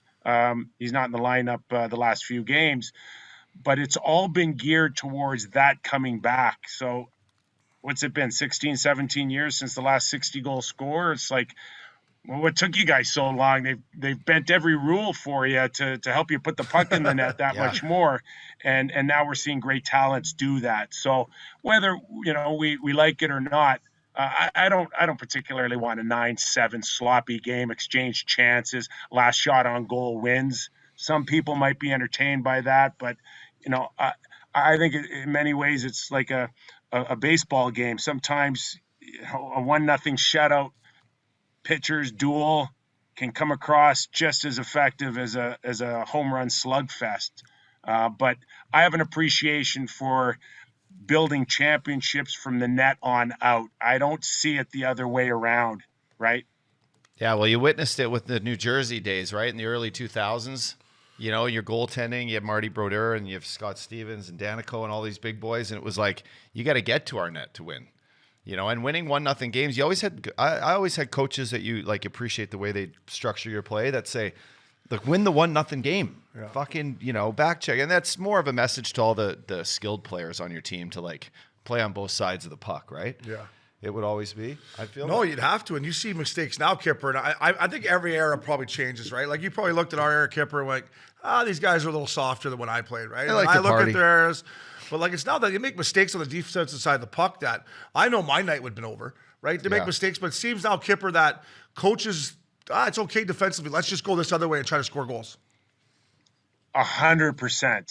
And I knew if I coughed one up the middle in the first period, I ain't seeing the light of day in the second or the third period. Exactly. But, for whatever reason, and maybe it's just how sensitive the kids are, but I'm not sure, a lot of them would be able to handle something like that anymore. And, maybe it's the coaches adjusting, maybe it's the players not adjusting enough to some hard love.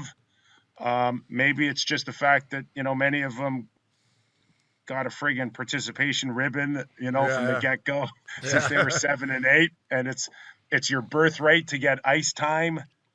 Maybe it's the fact that we've got guys on the third or fourth line that think that they're only there to buy themselves time until they're rightfully on the first or second line, where I knew this is my role. It's going to be my role the rest of my life. I'm never going to leave it. And I better show up and do the things I need to do, or else I'm in the press box the next night. But there is a sense now, because third and fourth line roles aren't locked in for some of these guys, that they're really just buying time until they're in their minds rightfully on the first line. Yeah. That's a tough way to think, though, Kyper, too, because we had John Cooper on, and it was pretty evident that his third and fourth lines knew exactly the roles that they were going to play, and that if they played those roles well on this team and we fucking win, you could go take your contract wherever it may be for your second line role for the next 4 years and get paid the way you should as a champion. But on this team, you're going to know you're a third line guy, because that's how we're going to win. And that message is hard to, when you have a young team of young players that all want a little bit more cookies and all want a little power play time, it's not a recipe for winning hockey. And come May when playoffs start, if those roles aren't figured out, the game just doesn't kind of fall the way it should for your team. And you know what? You teed me up for what I wanted to ask Kyper too. And Kyper, it's about the net front nowadays. And I'm more moving forward into the playoffs. Like, I'll tie it into a 2-point question for you. What do you think the referees are going to be like come playoff time? And what do you think right now about the net front battles? I get it in the corners and stuff like this, but still in front of that blue paint, Kyper, I mean, people just go there and stand. So is it going to change come playoff time? Is it going to be more battles and the ref's going to let them play? Or if you're the Leafs, you want it called the same way? Obi, I think traditionally it's people complain about it, but it will resort back to more battles, less calls. Power plays, if you're going to win a Stanley Cup and your specialty teams are going to play a huge role, it will have to go, 1 for 2, right? Or 2 for 3, but that's it. Yeah. I don't think we're going to see, a lot of games where it's 6 or 7 or 8 opportunities. It just historically changes up. And I still can't recall too many Stanley Cups awarded to a team that did not deserve it and was handed to them by our officials, right? Yeah. Usually it's the best team, the team that withstands, all the adversity, that stands our champion, and it's rightfully so. So as far as the battles in front of the net, and I know, once again, they made a big deal out of the cross-checking, but depending on how you're coached or what your team's philosophy is, do you tie up? Do you not tie up? Do you tie up sticks only, not worry about body? I think a guy like Chris Kreider has just taken total advantage of it. And how does a guy like that go from 25, 30 goals to 50? He's figured it out. I think of my era, great guys in front of the net like Tim Kerr, and he was a 50, 60 goal scorer, but how many sticks got broken over his back? Yeah. John Leclerc. Yeah. John Leclerc, Right. Tkachuk. John Leclerc, exactly. Tkachuk. Yeah. Billy Guerin, Brendan Shanahan. I mean, the list is long.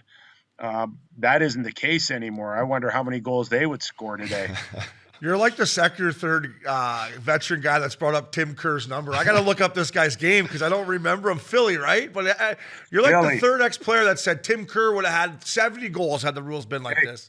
He was like Lawrence Taylor on skates. Remember Lawrence Taylor from the Giants? Yeah. Like linebacker stuff.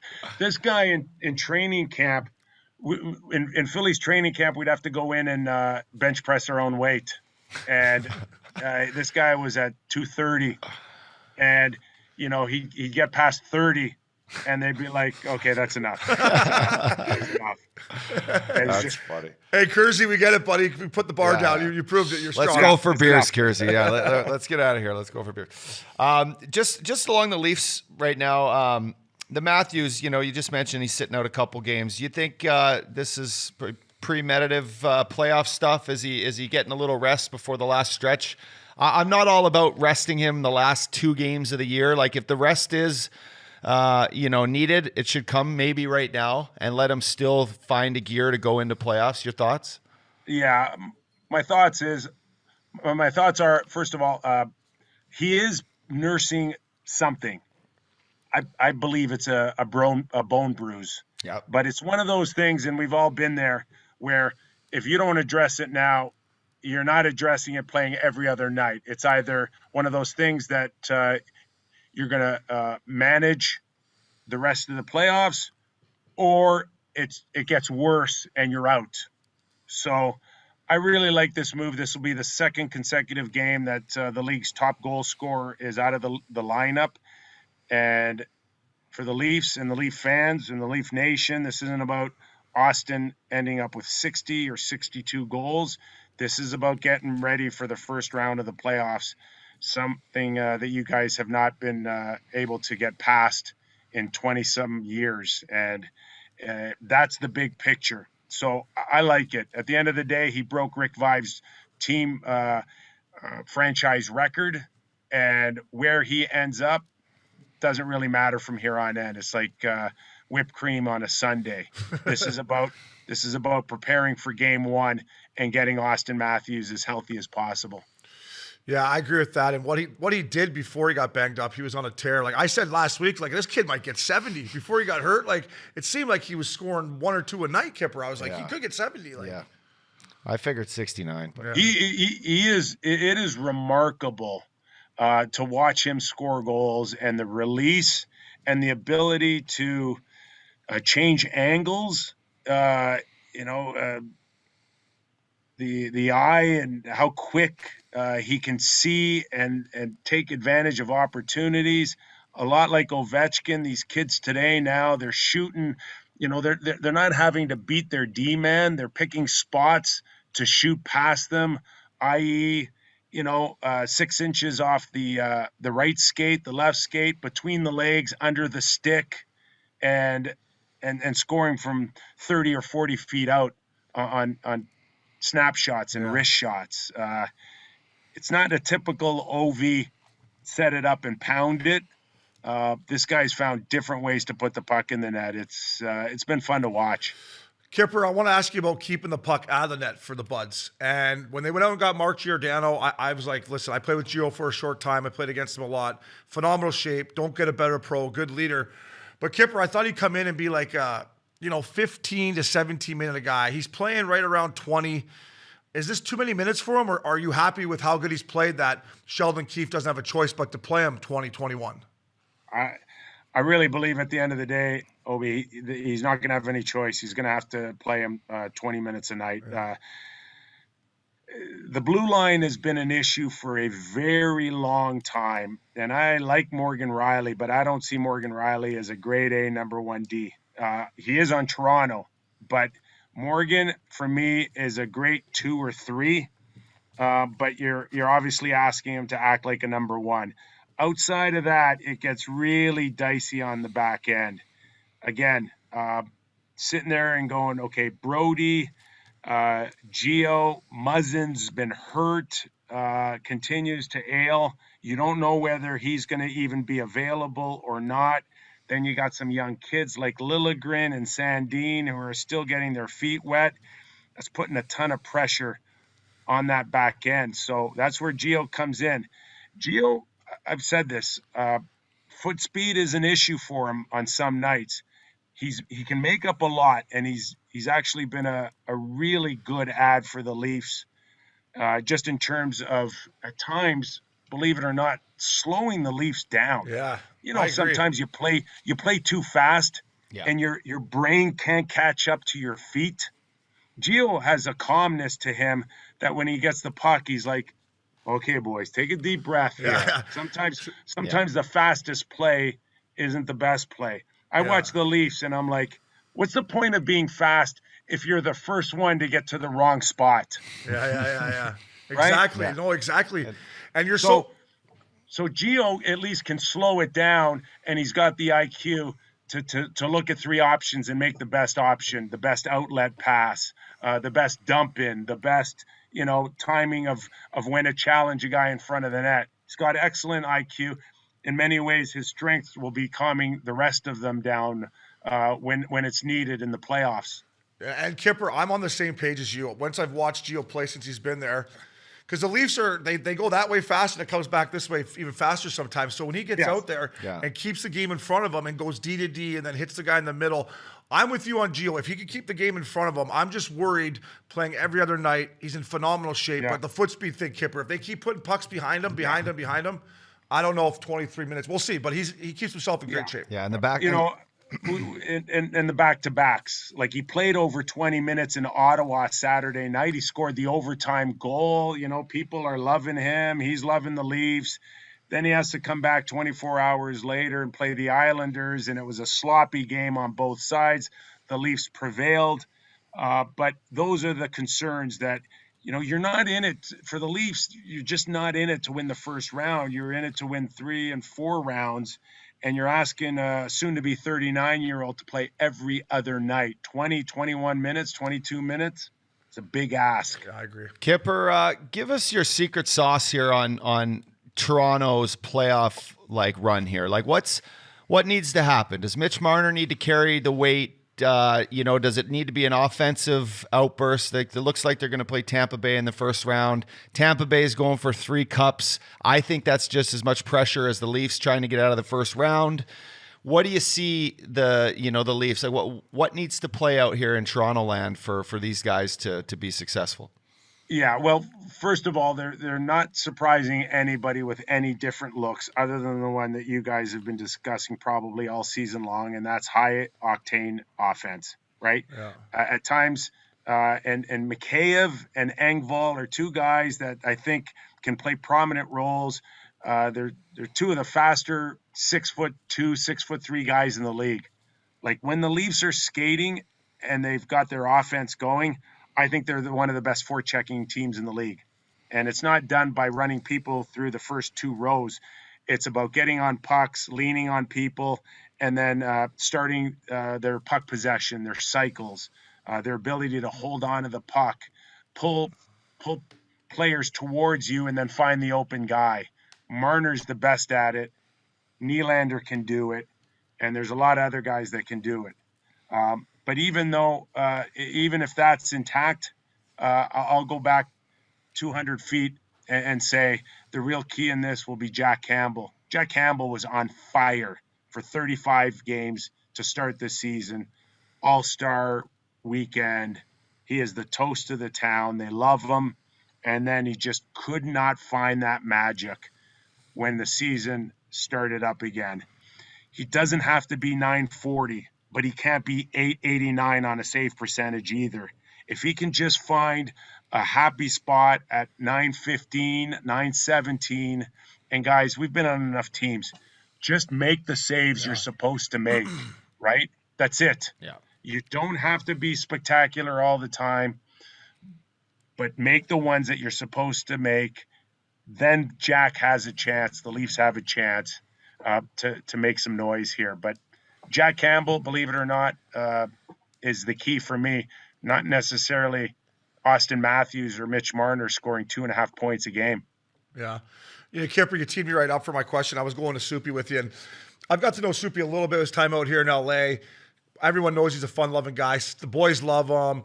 My thing is more, you talk about his save percentage and all that, and you're right, and make the save you have to make, but I want to ask you about between the years, Kyper. Like, this guy answers the media like, yeah, I got to be better. Oh, it was all my fault. We can't win with me like that. I'm like, Soupy, take it easy on yourself, buddy. Like, there's 6 guys on the ice with you. Like, do you think that's what got him in trouble, being so hard on himself? Yes, without a doubt. You've seen enough sample sizes, and I'm sure LA saw sample sizes. And I'm sure when Dallas drafted him in the first round, they had plenty of sample sizes. But what you didn't have as a sample size was, his internal battle with adversity or how hard he is. Like, he's gone on post-game shows or interviews and said, it's my fault, right? Yeah. We would have won if I made one more save. That's on me. And it's critical, but it's too critical.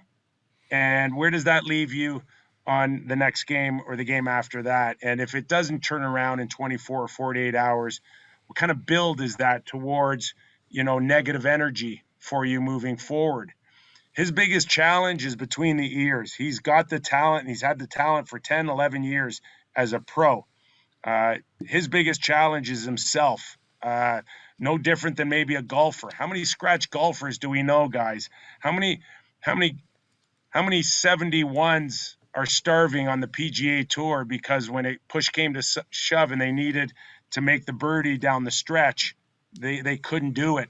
I look at Jack Campbell the same way, that down the stretch, he's going to have to believe in himself, not doubt himself, and get over that hump. Yeah, I agree. I agree. That's well said. And Kyper, I want to ask you about the fourth line in Toronto. Correct me if I'm wrong, but they've been flipping in and out, the veterans in and out on that fourth line. Like, is there any chance we will see Spez, Clifford, Simmer come game 1? Do you think that will be their fourth line, or will Blackwell be in there and not all 3 veterans? I'll be shocked if we don't see Blackwell. Yeah. It's the youth. He's got great energy. He's a great skater. Occasionally can put the puck in the net. I think he's a lock. The only question is what does it look like around there?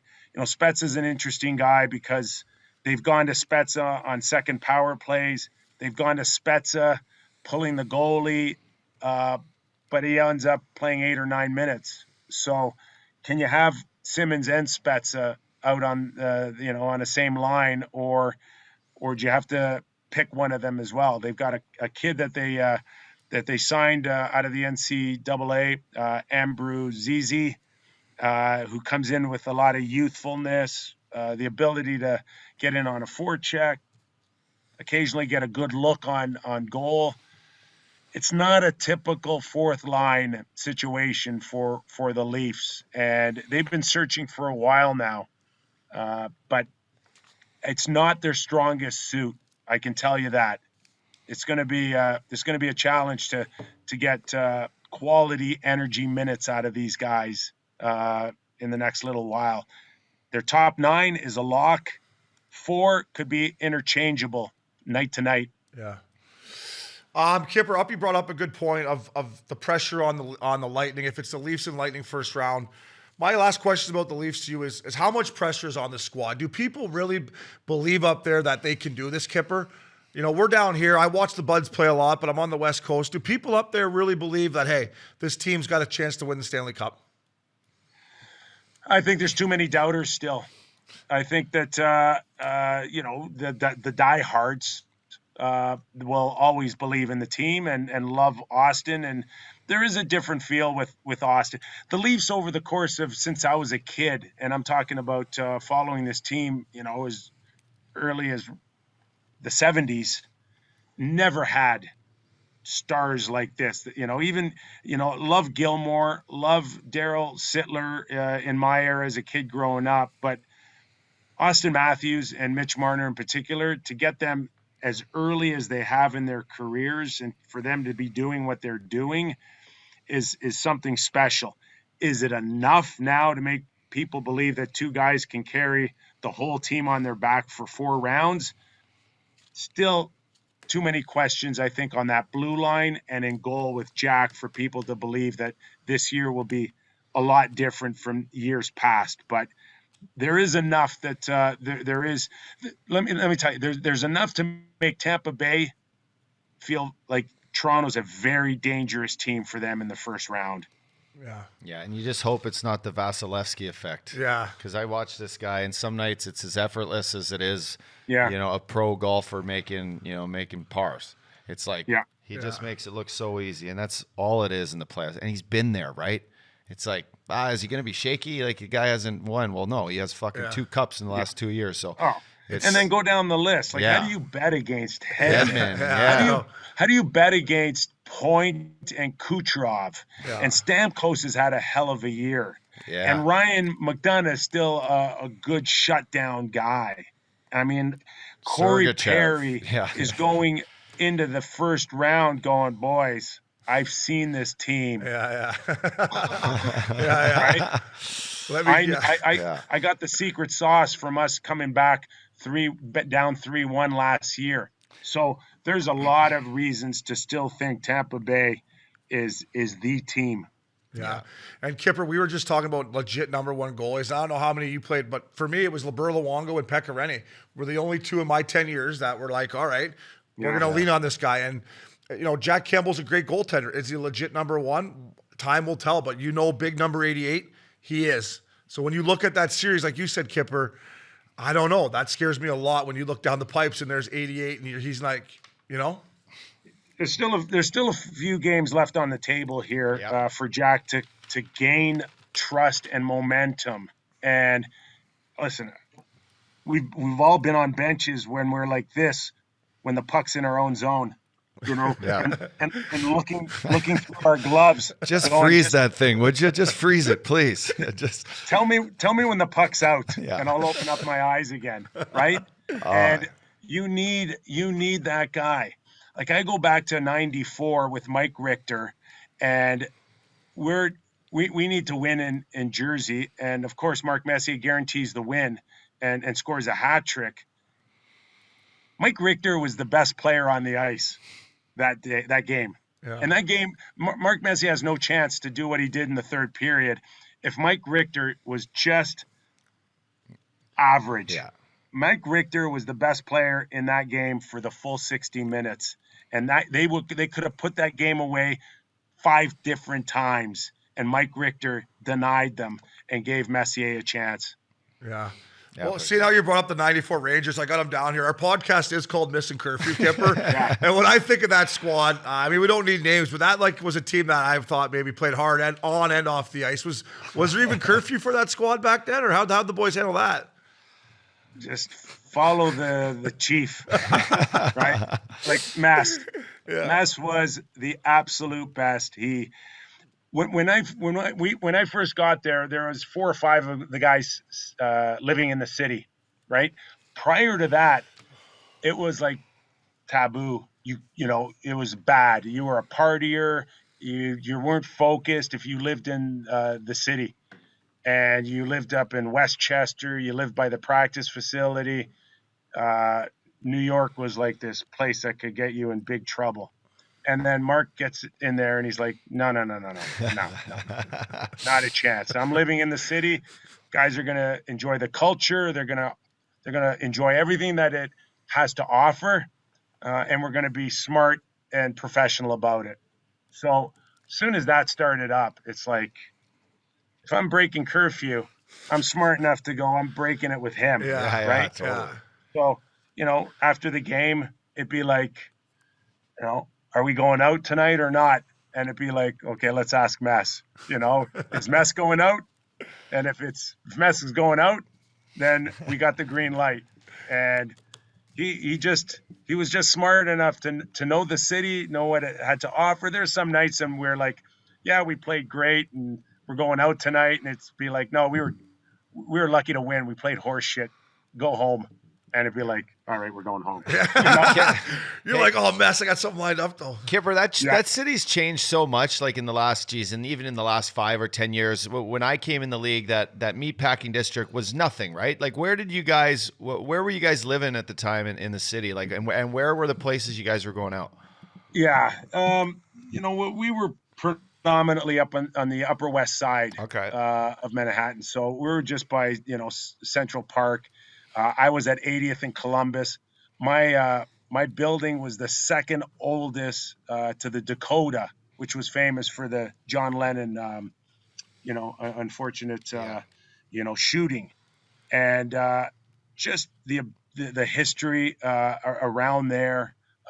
Soho was always one of those places where you'd end up down there. Somebody comes out of town, wants to see a few different things, but we would just find our own little watering hole right around. And, you know, at the time I'm like, you know, first of all, I didn't even know if I was going to live in Manhattan or not. The moment I got traded from Hartford to New York, you know, Mess is like, you know, where are you going to live? And I go, I don't know. He's like, are you married? And I'm like, nope. Like, oh, you're going to live in the city. And I'm like, all right, cool. So I'm paying, boys, I am coming out of Hartford, Connecticut, where my rent was like $400 a month. And I go, oh, by the way, Moose, you know, how much you think I need to rent in New York City? He goes, oh, you find a decent place for about $3,000.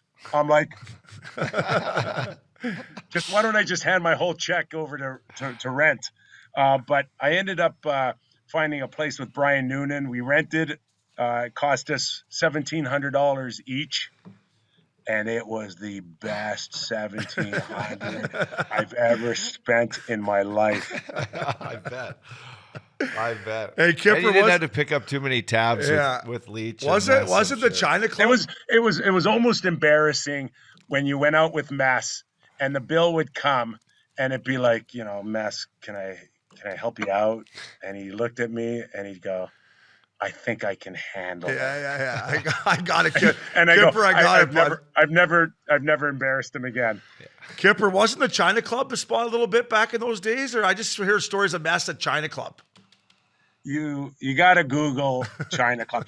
I'm waiting for the documentary on Netflix or the next series that revolves around the China Club, because this thing is absolutely legendary in the 80s and the 90s. And I think it kind of faded off after that. But this was the place for models, actors, and rock and rollers and athletes. It was the place, and it was so friggin' hard to get in. I remember when I broke into the league with the Washington Capitals and couldn't, we'd get in on a Monday night, not play till Wednesday night, so it was just straight to the China Club, and you'd sit at the front door, and we're the Washington Capitals, and they're like, yeah, we'll get to you, so we start pooling our money, we start greasing the doorman, 100 here, yeah, we'll get you in soon, another 20 minutes, 40 minutes go by, grease him again, and he's just killing us. So, a few years later, I get traded to the Rangers, and I'm hanging out with Mess in the China Club, and the bouncer would come down and he'd tell us the visiting teams outside, trying to get in and greasing us. And Mess would look at his watch and go, yeah, give him another 40 minutes. That's awesome. Oh, that's legendary. Kyper, you're a legend, buddy. I could talk to you. I could keep going. I know you're a busy guy. I'm happy to come back, boys, anytime. If one last thing, though, if you had to pick a team in the East right now, is there one that jumps out to you? We're big Florida Panthers guys. We like the Lightning again, too. Is there one team that jumps out to you? Well, you tell me. Is Florida, based on this last run, ready? Are they, Bobrovsky, Knight? Is it a 1-2 punch? They look like they're ready here. I haven't seen a team score like this since the 80s Oilers. Like, I have not seen a team pour goals in the net like with will since I was a kid in Fort Mac watching the Edmonton Oilers play hockey. I thought Declare's career was over a year and a half ago. I thought this guy made the worst decision, turning down an offer from Ottawa, and then Columbus with Torts, and you don't play the right way. And now the guy's scoring 30 goals. It's phenomenal to watch. I think he's a hell of a player right now. I agree, and we're pulling for Florida a lot because my boy Weegar and some other guys we know, the Barkey, Hubie. The only thing that scares me, Kyper, is can they play low-scoring games if they have to come playoff times? If the rules are they patient enough? If things turn on them and they can't score 4 or 5 a night, can they win 1-2-1? Can they win 1-3-2? And we'll find out. And where's Zach Blad? Yeah, is he ready? Yeah. He better be. I hope he's a little banged up. We've all had a high ankle sprains, right? Yeah, they suck. Not pretty. Kyper, thank you very much, buddy. Like you said, we'll love to have you back on. We appreciate you. We might be in Toronto for the first round, so we'll let you know. Maybe we can grab a beer or something. That'd be awesome. You guys got my contacts anytime. Looking forward to it. Thanks. You're the man. DraftKings, baby. The basketball and hockey seasons have reached their second halves. And what better way to get in on all the action but with DraftKings, the leader in one-day fantasy sports. Claim your free shot at millions of dollars in total prizes when using code CurfewKings during signup. Playing daily fantasy hockey is simple. Just pick your lineup, stay under the salary cap, and see how your team stacks up against the competition. Basketball fans, you can feel the sweat like never before. Every dunk, steal, assist means so much more with DraftKings daily fantasy lineup. With DraftKings, payday comes every day for players. So what are you waiting for? Head to the app now. Download the DraftKings app now and use the code CurfewKings during signup. This week's DraftKings is putting you in the action with a free shot at millions of dollars in total prizes. That's code CurfewKings, and you can get a free shot at millions of dollars in total prizes only at DraftKings. Minimum $5 deposit required. Eligibility restrictions apply. See DraftKings.com for details.